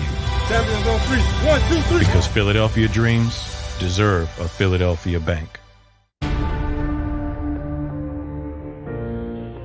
When it comes to the fight against insurance companies, large corporations, and the healthcare industry, injured victims are always the underdog. But that doesn't worry us. At Messon Associates, we're an injury law firm from Philadelphia, and we come to fight. Our clients know that they've got representation with a chip on its shoulder, and it's the same chip that makes Philly the toughest city in the country. Call 215-568-3500 or visit us online at messalaw.com. Messon Associates, the toughest injury firm in Philadelphia. Go for the midnight dares. Go for the game. Go for the hits. Go for the fans. Go for the win. Go to Ocean Casino Resort. Book your trip at theoceanac.com.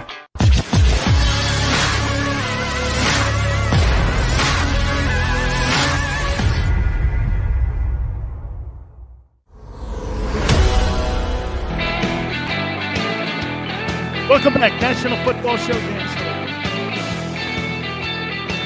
Sileo. Black Pop says, stop that. Ohio State's still the best team by far. Where? You don't mean in the country, do you? You mean in the Big Ten. Not in the country. You don't mean that. Because they're not.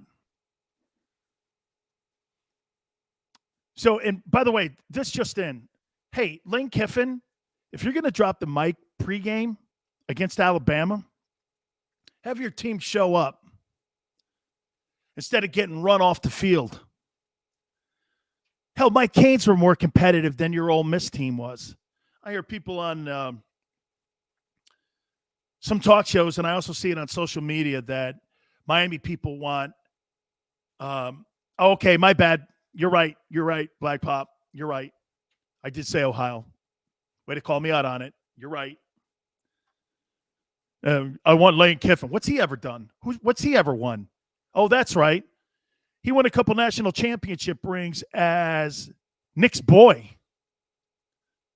Oh, and by the way, he's just a name on a list of many that have gone in there and won national championships. You're lucky you have that on your resume. You bombed at USC. You bombed at Tennessee. You were 7-6. I mean, really, what was it? FIU, FAU? Who cares what that is? I don't even know what that is. It's like Division 10. And now you're at Ole Miss. Yeah, congratulations to you. Your record's mediocre at best. What have you ever won? He's dropping mics? Against Bama. Congratulations to you. Yeah, okay, great. See, when you drop a mic, your team has to back you and go out and win. Not get their faces kicked in. Want that guy around me? You talk about a guy who's been given. Listen to the jobs he's been given, and he's done nothing.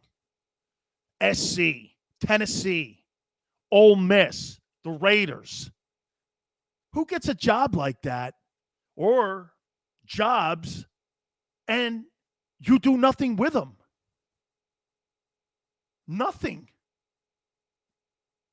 I've never seen anything like it. Guy consistently gets jobs handed to him. Why? Because he's good. He should be on TV. Put him on TV, man. Because if you put a headset on him, I don't know, maybe he's a good coordinator. He is, because Saban hired him. Saban hires him as a coordinator. He must be good. But as a head coach, haven't seen it yet. Let me show you a little bit of the politics in sports here. So this weekend, by the way, I get up, the only show in the United States, football-wise, that I get up every single weekend and watch. And I live on the West Coast, so I get up at 6 o'clock in the morning to watch Game Day. I love that show. It's the best football show next to the Fox show on Sunday that we have in this country. So this weekend, they're not going to be covering the Iowa-Penn State game. It's a top 5 game. Both teams are in the top 5.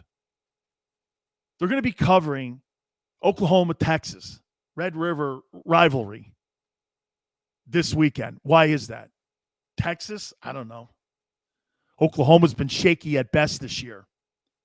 Why do you think ESPN's covering that and having College Game Day there? Tell me why you think. I posted it on my Twitter page.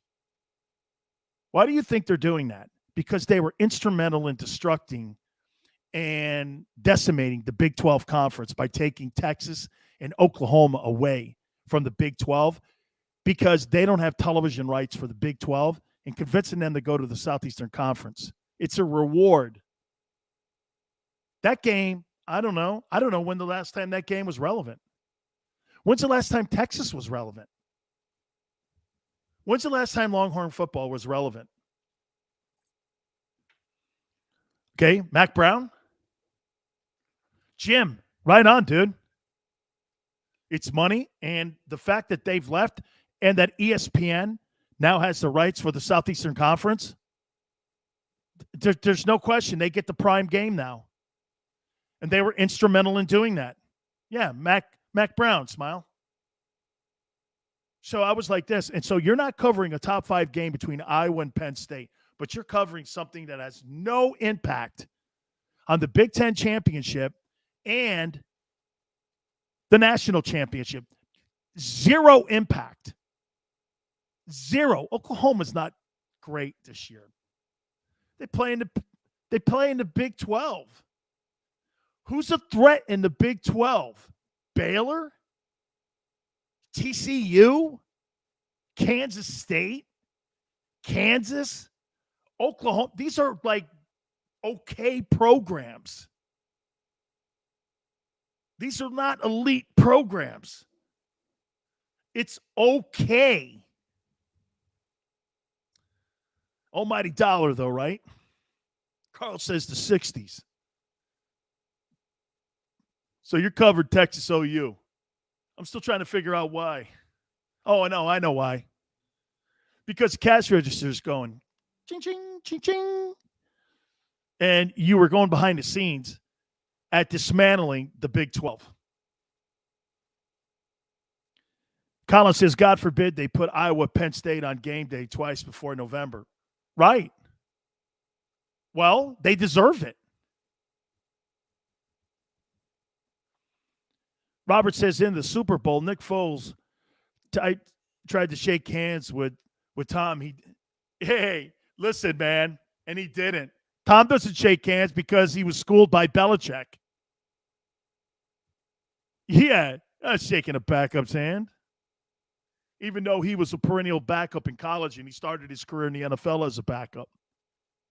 Tom not going to give anybody anything. By the way, I thought he gave Mac Jones some love last night. That was pretty cool watching him do that. Hey, way to play tough. Way to hang in there. Keep your head up. It's all good. Dude, you're getting that from the GOAT? I'd be like this. That's awesome. That's the most words he speaks to opposing quarterbacks who haven't really earn the equity to get, his, hand on the shoulder kind of stuff. And he knows, man, he's the heir apparent to Tom Brady. Can you imagine that? Nobody will ever remember Cam Newton quarterback that football team if this kid Mac Jones goes on and wins a Super Bowl. Nobody will ever remember that. Okay, the only reason they remember Drew Bledsoe is because Bledsoe got his doorknobs knocked off in that Jets game by Mo Lewis, and the job went to Brady, and Brady went on to a Hall of Fame career. Hall of Fame career. I don't even know. What do you call Brady's career? How about this? Let me ask you something here. When it comes to team sports, can you name me another athlete in professional sports history in America that has galvanized a country like Tom Brady? Let's think about that for a minute. Name me a guy that you would go like this, man, Brady. Now, I'm talking team sports. I'm not talking Ali. Okay, I'm not talking that. I'm not talking even Tiger, stuff like that. I'm talking team sports. Can you name me a guy in American team sports history that you go like this, man? I mean, like I said to Krause Jr., and I broached this in the first hour, Brady is our Cristiano Ronaldo, our Messi. He's our Lionel Messi.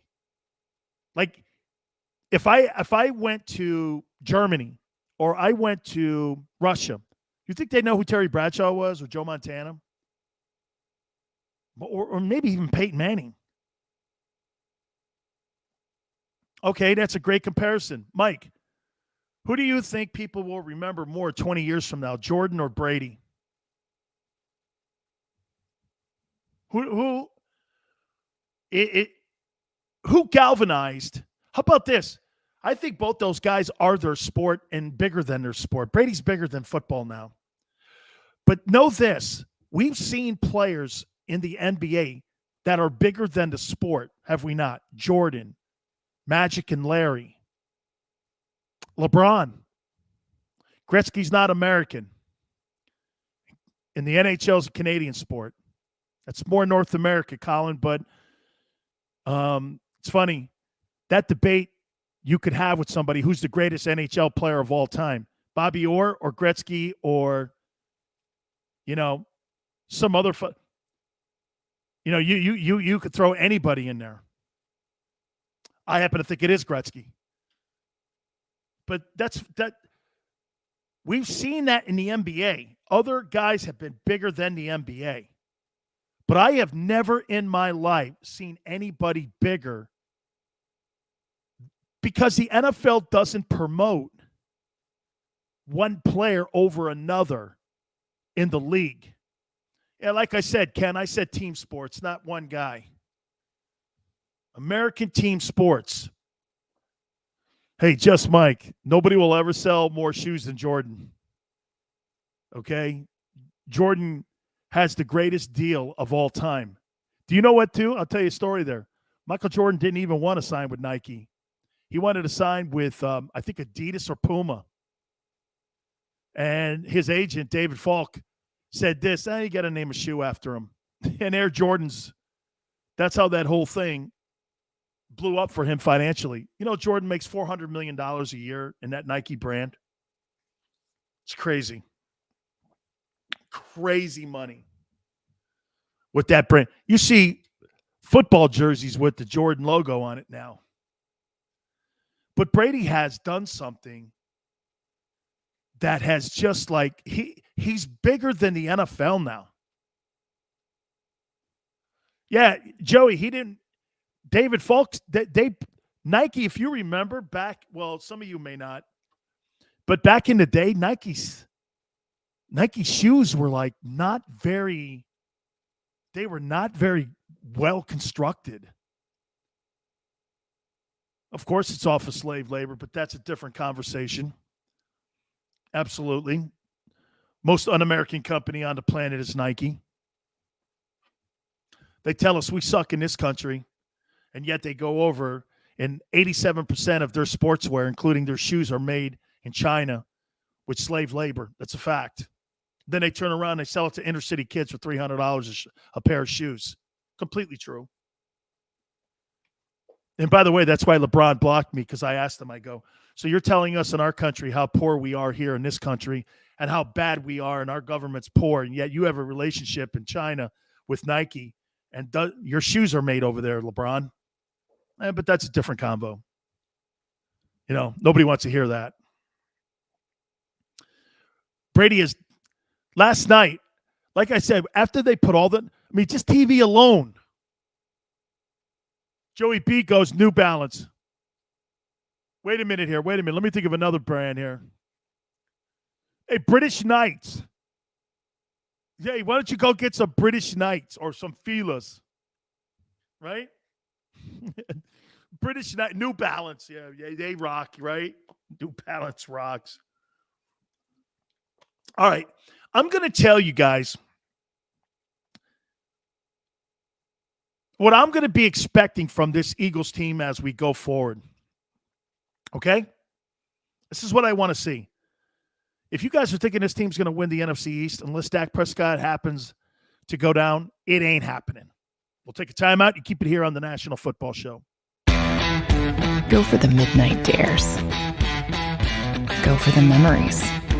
Go for the view that goes on forever.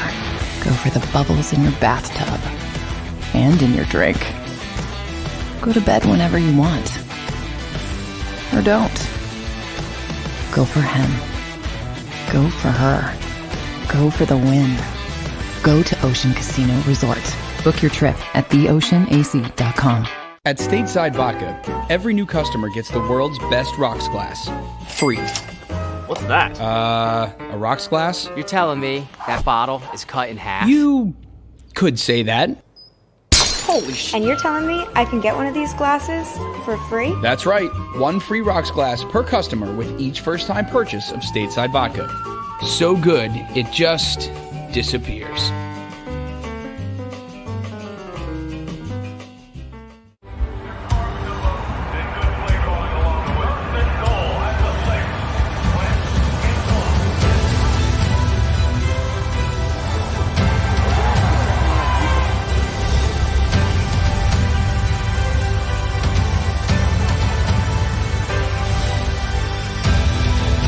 Field of life, First Trust Bank is there for you. Champions on 3. 1, 2, 3. Because Philadelphia dreams deserve a Philadelphia bank. When it comes to the fight against insurance companies, large corporations, and the healthcare industry, injured victims are always the underdog. But that doesn't worry us. At Messon Associates, we're an injury law firm from Philadelphia, and we come to fight. Our clients know that they've got representation with a chip on its shoulder, and it's the same chip that makes Philly the toughest city in the country. Call 215-568-3500 or visit us online at messalaw.com. Messon Associates, the toughest injury firm in Philadelphia. Go for the midnight dares. Go for the game. Go for the hits. Go for the fans. Go for the win. Go to Ocean Casino Resort. Book your trip at theoceanac.com.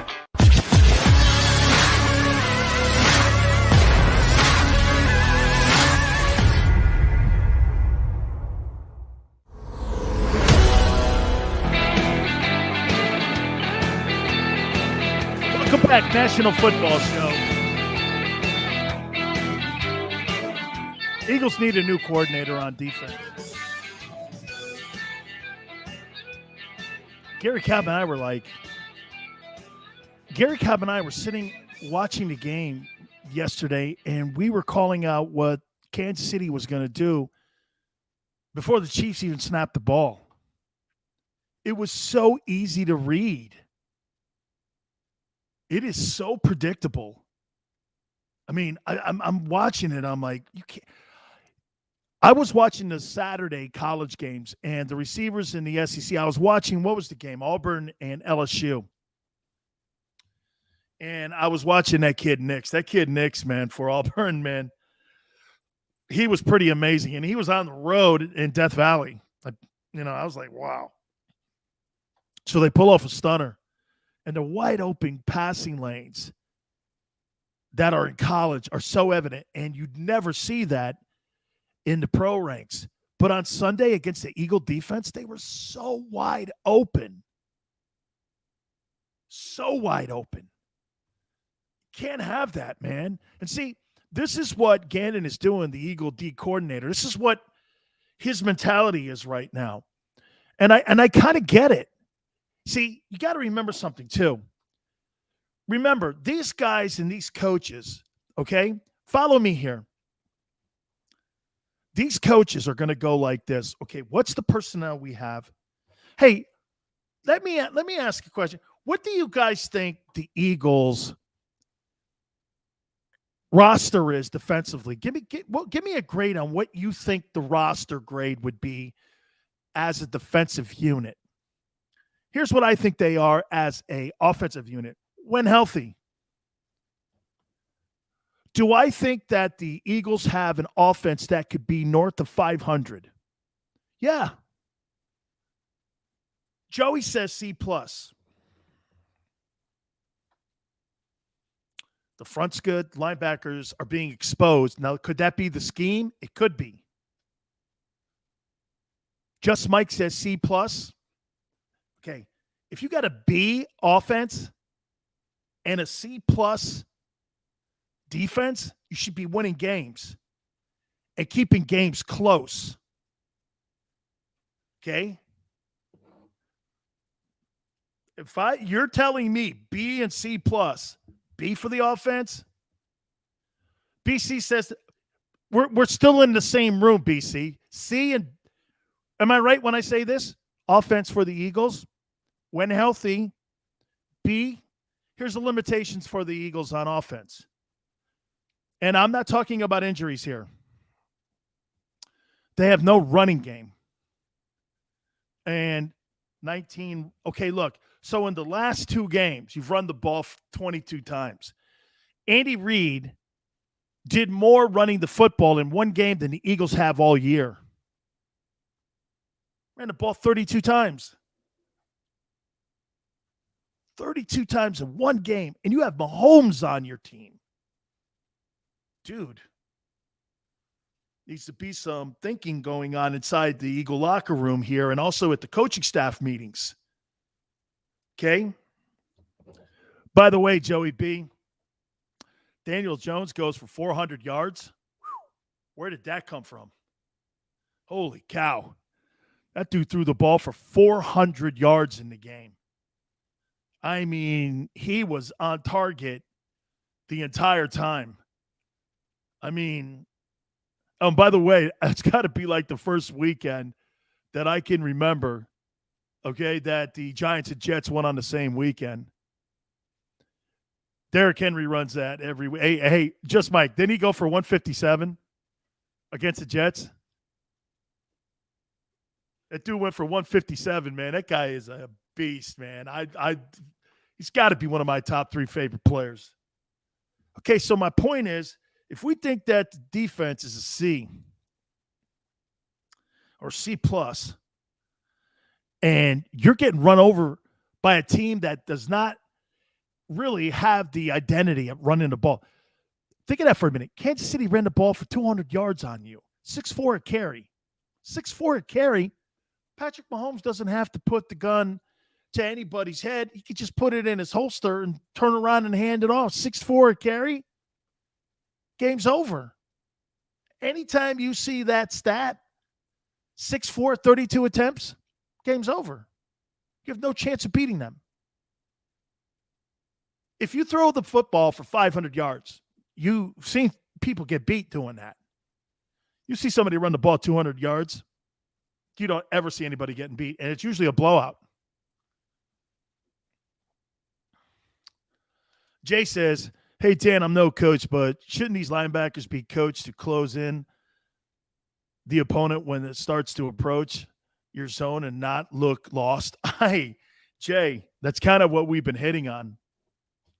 I don't think they understand what's being asked of them. And it's the lack of knowledge. I mean, these guys are playing slow, and it looks slow for a reason.